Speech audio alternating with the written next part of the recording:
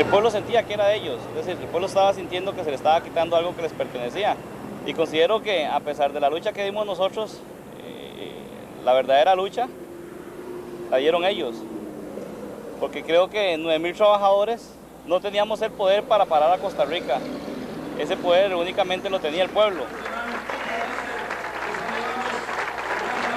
La misión de nosotros fue informar al pueblo, andar de colegio en colegio, de aula en aula, de persona en persona en Limón, explicándole cuál era el sentido de la lucha, para que hubiera conciencia de nosotros hacia el pueblo, porque aprendimos a que a veces no solamente hablando se logra lo que uno desea.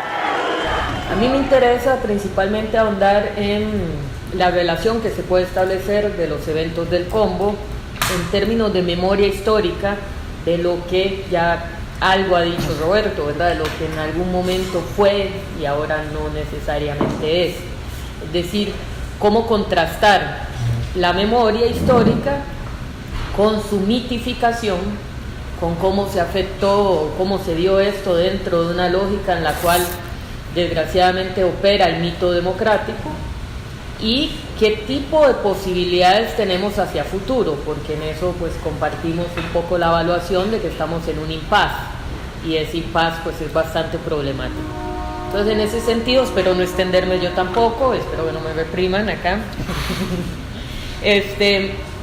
Primero voy a dar cuenta un poco de las semejanzas, ¿verdad? No voy a repetir lo que ya señaló Roberto, nada más acotaría de que el ICE como institución, cuando se da este proceso de intento de, como decía la ley de modernización, pero bueno, todos y todas sabemos que era privatización, hay que ubicar al ICE como una de las instituciones que mejor representan este mito democrático terminado de afianzar posterior a la guerra civil. ¿Por qué lo señalo de esta manera?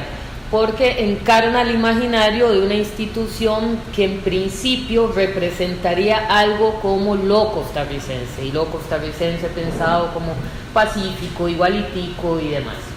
Entonces esto es una primera gran diferencia, porque como institución sí movilizaba identificación colectiva con una idea de nación, que con respecto al plan fiscal está bastante lejano, ¿verdad? No solamente por la complejidad del tema, sino porque además, ya lo que Roberto indicó, también lo estoy de acuerdo, hay una profundización en el convencimiento moral de lo que significaría la ideología neoliberal. Entonces, en ese sentido, es difícil encontrar un punto de articulación. Ahora, si bien el Combo del ICE también se insertaba en esto, también la profundización del neoliberalismo no era tal, ¿verdad? Sí hay que recordar, y esto lo trabaja muchísimo Cisca Raventós, de que el desarrollo del neoliberalismo en el país se ha dado de forma gradual, y ya estamos claramente en este momento pues asistiendo a una profundización de estas reformas. El conflicto, como ustedes vieron, pues se empieza a incrementar antes de la aprobación del proyecto. Hubo un muerto el 16 de marzo, un manifestante del cual los medios de comunicación ni tan siquiera se refirieron, hasta el 19 de marzo. Esto es muy importante porque también a mí me llama la atención que en este documental haya esa omisión, ¿verdad? Porque lo que me interesa es pensar cómo se construye memoria. Y en este caso, esa omisión también marca que haya algo del no recuerdo de ese momento de confrontación, porque una de las cosas que he visto últimamente es como una suerte de asombro por parte de los sectores más jóvenes frente a la represión policial, ¿verdad? Cuando tenemos bastantes eventos en los cuales se ha dado, pero pareciera ser que la labor de blanqueamiento del mito, que supone borrar de un plumazo los puntos de confrontación, todavía opera hasta este nivel, ¿verdad? El dato de que solo el 17% de la población menor a 25 años recuerda el memorándum del miedo, pues claramente también indica un efecto ahí de omisión y de olvido, ¿verdad? Que eso es necesario trabajar, por eso también yo le sugerí un poco a los compañeros poner este documental, porque lo he puesto en varias clases y las personas más jóvenes se sorprenden de ver esas barricadas incendiadas, ¿verdad? De ver policías vestidos de milico y esas cosas, ¿verdad? Pero en realidad no estamos hablando de un tiempo lejano, o sea, tiempos históricos de aquí a la vuelta, ¿verdad? Entonces, al igual que con el plan fiscal, el gobierno procuraba ubicar el proyecto como una reforma indispensable que está dirigida hacia el bien común, ¿verdad? Se apelaba al sentido común de las personas de que ese plan era, buen lapsus, vale, que el combo era un efecto de consenso, vean como que eso también retorna. Conforme avanzaba el conflicto, entonces la movilización popular decide incrementar las protestas, claramente eso a través del bloqueo. Ahora, esto supone también un punto aquí de inflexión. Bien lo señaló Roberto, la criminalización del bloqueo como una forma de manifestación ha calado profundamente en la población y por eso ahora pareciera que hay mucho menos receptividad a ese tipo de acción.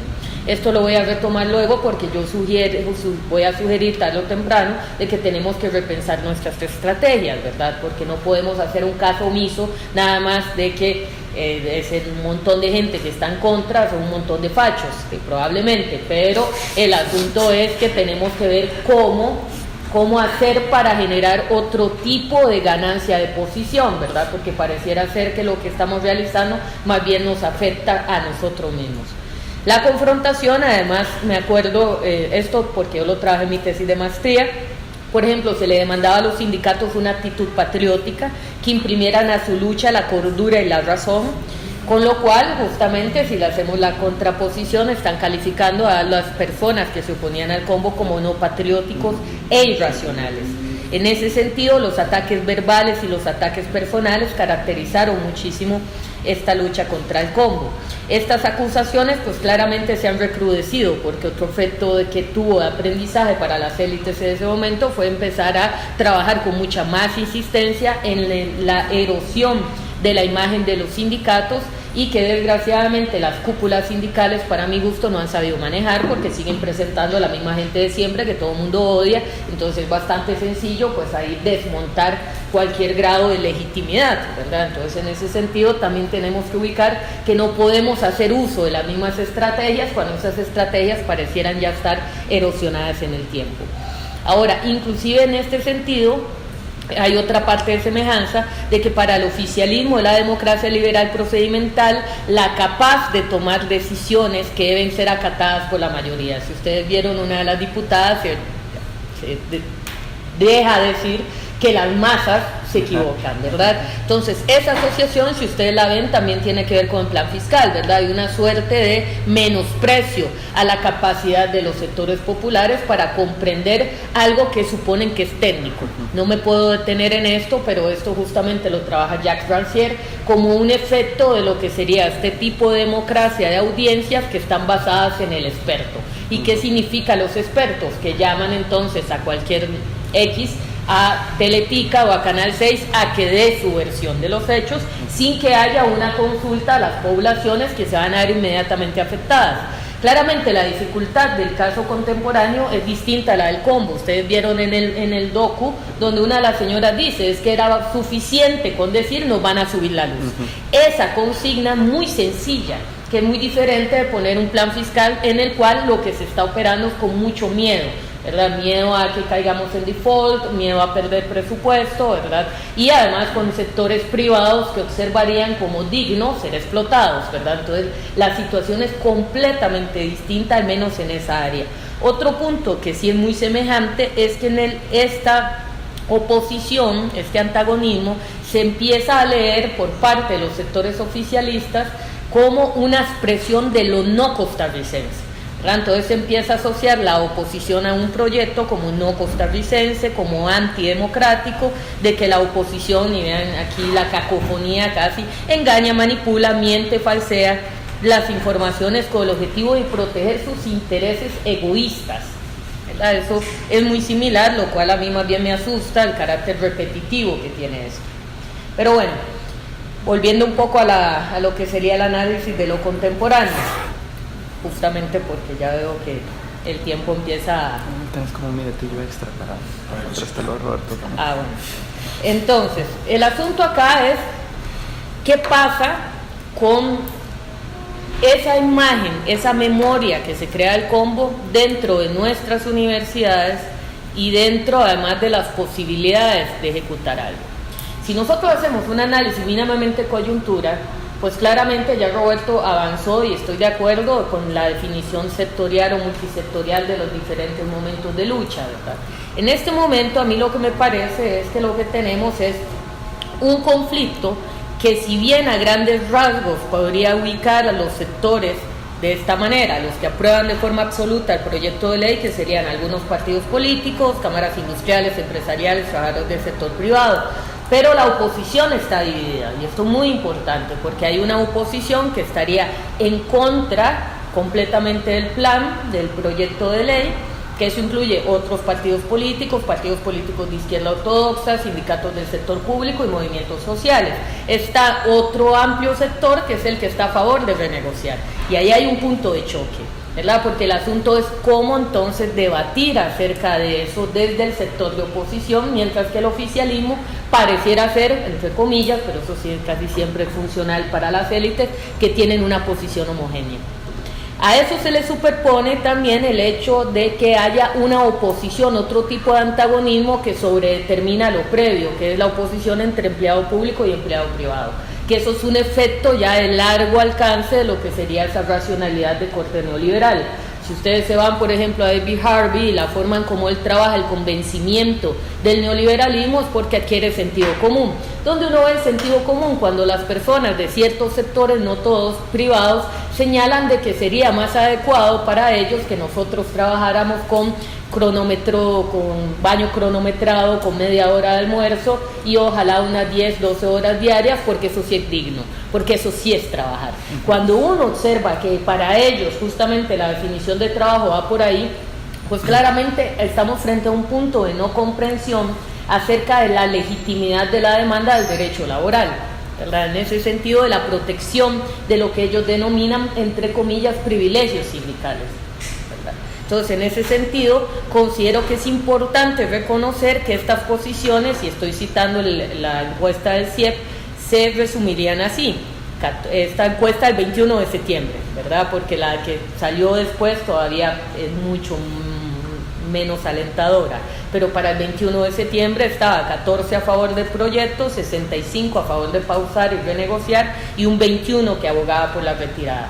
Ya la segunda encuesta, si mal no me equivoco, sube del 65 a, no sé, 67, 68 la renegociación, baja la retirada del proyecto, y también creo que sube el apoyo a la aprobación.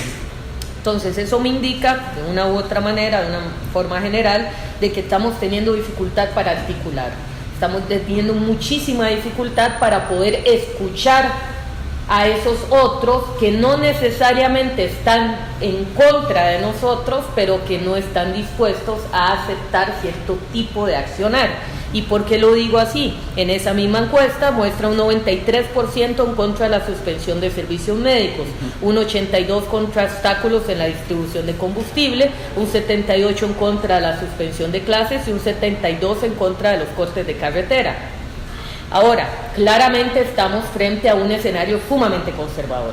O sea, yo aquí no voy a legitimar a estas personas, pero tampoco voy a hacer caso omiso de ellas. Es decir, si nosotros no ponemos atención a esto, estamos cayendo en exactamente lo mismo que le criticamos al gobierno, que es una política de no escucha. Y bajo ese principio yo estaría abogando porque tenemos que tener un poco más de reconocimiento a la situación coyuntural en la que estamos y el tipo de acciones que estemos destinados a ejecutar para poder tener algún grado de avance dentro de lo que desde una perspectiva gramsciana sería una guerra de posiciones. Es decir, cómo disputar ese sentido común que le dice a buena parte de la población de que los empleados públicos son un montón y una sarta de vagos, porque eso es el punto más delicado. ¿Por qué? Porque el escenario antagónico se está repitiendo como un fractal. O sea, si ustedes notan, todo el mundo empieza a, más bien a dislocarse antes de generar articulación. ¿Por qué? Porque tenemos esas dificultades de la oposición que además se rompen cada vez más, cada vez que uno intenta dar un debate acerca de si es conveniente o no, por ejemplo, seguir con la huelga, dónde es conveniente seguir con la huelga, qué tipo de acciones se tienen que hacer, que si bloqueos o no. Yo creo que en ese sentido, también otra cosa que se ha transformado a lo largo de los últimos 18 años es que el repertorio de acciones colectivas también se ha variado y se ha modificado, y no podemos esperar que con hacer lo mismo que hicimos hace 18 años vamos a tener los mismos resultados. Yo creo que en ese punto donde no juega la mitificación, que este mito democrático no solamente afecta a las élites, nos afecta a nosotros, ¿verdad? La suposición que en el caso de que bloqueemos todo el país, no vamos a tener mayor resultado que un llamado al diálogo y al consenso, aunque pareciera ser que en un contexto además de ultraderechización, donde el fascismo está a las puertas, lo que más bien aparece es un exceso de represión policial y gente llamando a ese tipo de actitud. Es decir, hay una criminalización de la protesta que a la vez está acompañada por amplios contingentes de la opinión pública. Entonces tenemos que ver cómo desestabilizamos eso, porque si seguimos andando por las vías ya conocidas, lo que nos van a dar es garrote. En ese sentido, para ir cerrando, yo lo que propongo es, en primer lugar, tratar de abogar por una política de la escucha, es decir, adecuar nuestras acciones al escenario, tender puentes antes que ocasionar más sufrimiento y frustración. Es decir, no podemos pretender que la gente que, no sé, lleva esperando 6 meses por una cita médica, de repente nos apoye por un punto ahí de iluminación en el cual reconoce la legitimidad de la protesta. Desgraciadamente hay cosas muy concretas que la gente no está logrando articular y eso es nuestra función de una u otra manera.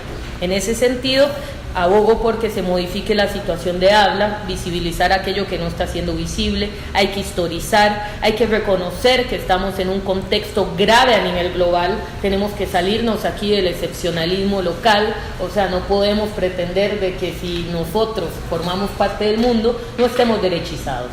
Y tampoco podemos pretender convocar a gente desde posturas que ya ahora no necesariamente les interpelan y que más bien lo llevan más a la derecha, porque ese ha sido el resultado terrible, ¿verdad? En este proceso de huelga que todavía continúa, y mi admiración para los sectores que todavía están ahí, ese proceso desgraciadamente no está teniendo la fuerza, el punch suficiente como para hacer algo distinto. Si ustedes observan el proyecto, ahí sigue. O sea, estamos esperando que nos salve la institucionalidad.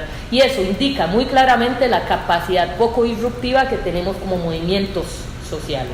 Entonces, en ese sentido, para mi gusto, reagrupemos, repensemos estrategias y lancemos algo que pueda generar una labor de trabajo comunitario, cara a cara, más un trabajo de hormiga, antes que pretender que justamente, casi que por, insisto, iluminación divina, la gente llegue a convencerse de la legitimidad de nuestra oposición al plan fiscal. Muchas gracias.